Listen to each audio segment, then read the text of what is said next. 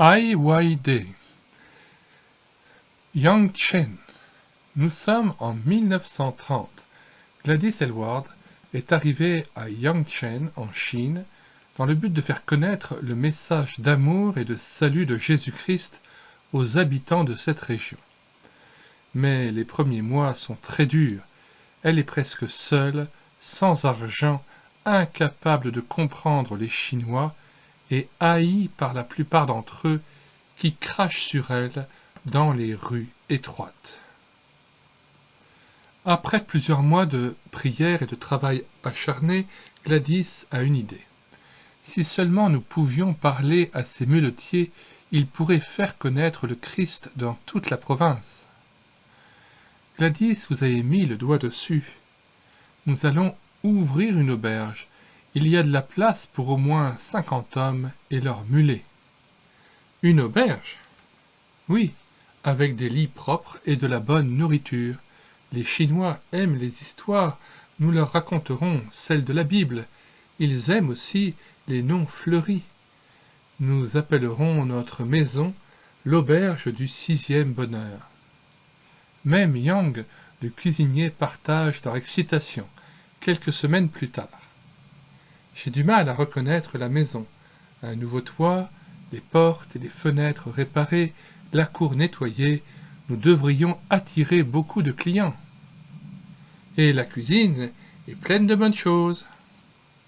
Ils attendent patiemment les premiers clients, mais tous les muletiers passent devant la porte sans s'arrêter. Pourquoi ne viennent-ils pas? Ils ne veulent pas venir à la maison des diables étrangers. Ils ont peur. Yang a raison. Il nous faut les tirer jusqu'ici. C'est à vous de le faire, Gladys. Elle est terrifiée à l'idée de devoir saisir une mule et de l'amener dans la cour. Mais ce soir-là, elle se tient à la porte et crie une phrase que Yang lui a apprise. Muyo bitch muyo, gutso ao ao ao, lai lai lai. Nous n'avons pas de punaise, nous n'avons pas de puce, tout est bon, bon, bon, venez, venez, venez. Les 3 premiers convois de mules passent devant elle sans qu'on lui jette un seul regard.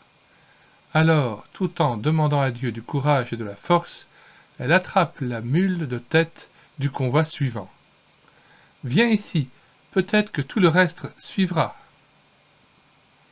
Et tout le reste suit ou presque. Vous avez réussi, Gladys. Nos premiers clients, c'est merveilleux. Il y a bien des mules, mais les muletiers se sont sauvés. Ne vous inquiétez pas, les mules ont trop de valeur pour qu'ils les abandonnent. Ils reviendront vite, vous verrez. Espérons-le. Yang avait raison. Un à un, les muletiers se glissent dans l'auberge. On leur sert à manger et à la fin du repas, Madame Lawson commence à raconter. L'histoire de ce soir est celle d'un homme nommé Jésus-Christ. Il vivait il y a longtemps dans un pays appelé la Palestine. Au cours des semaines qui suivent, Gladys est encore obligée de traîner les convois de mules dans la cour. Mais peu à peu, la bonne nourriture, les lits propres et les histoires de la Bible changent la situation. Regarde, Gladys, 6 convois de mules dans la cour ce soir. C'est merveilleux, et les histoires de Jésus se répandent dans toute la province. Pendant ce temps, Yang a appris le chinois à Gladys. Un jour. Yang, j'ai raconté une histoire biblique en chinois et les femmes ont presque tout compris. C'est bien, bientôt vous serez une vraie femme chinoise. Gladys est heureuse. Maintenant, elle va dans d'autres villages et parle aux gens de Jésus. Un soir, alors qu'elle rentre à l'auberge. Qu'y a-t-il, Yang? C'est terrible. Venez, vite. Madame Lawson est blessée. Le corps de Madame Lawson repose sur les pierres de la cour. Elle est couverte de sang. Que s'est-il passé, Yang? Elle se penchait au balcon, la vieille rambarde cassée, et Madame Lawson est tombée. Gladys fait tout son possible pour sauver Madame Lawson, mais les blessures sont trop graves pour cette missionnaire de 74 ans. Elle meurt. Les semaines qui suivent sont très dures pour Gladys, mais elle est déterminée à continuer. Notre loyer est payé pour une année, Yang. L'auberge nous rapporte suffisamment. Il n'est pas question d'abandonner la mission. J'en suis content. Les villageois ne vous appellent plus diable étranger. Vous êtes accepté maintenant. Quelque temps plus tard, un matin.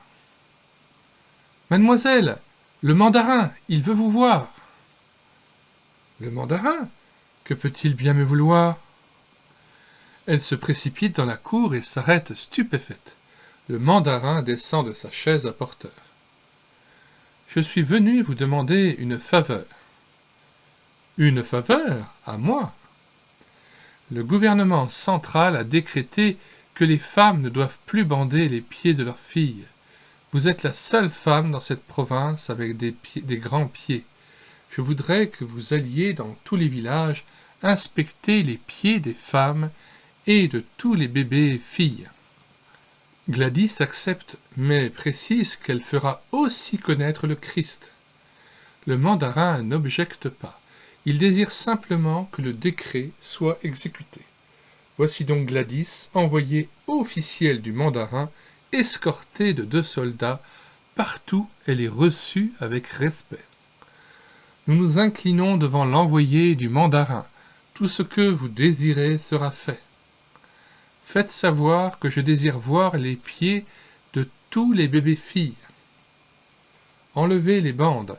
Cette pratique n'est plus permise. Bientôt ces visites sont bienvenues. Elle apporte des nouvelles aux villages isolés et raconte des histoires bibliques. Elle parle maintenant plusieurs dialectes couramment. Chaque année, elle fait son rapport au mandarin. Je suis très satisfait de vous. Le temps passe. Un jour, Yang fait irruption dans son bureau. Mademoiselle, le mandarin veut vous voir tout de suite. Il y a une émeute à la prison.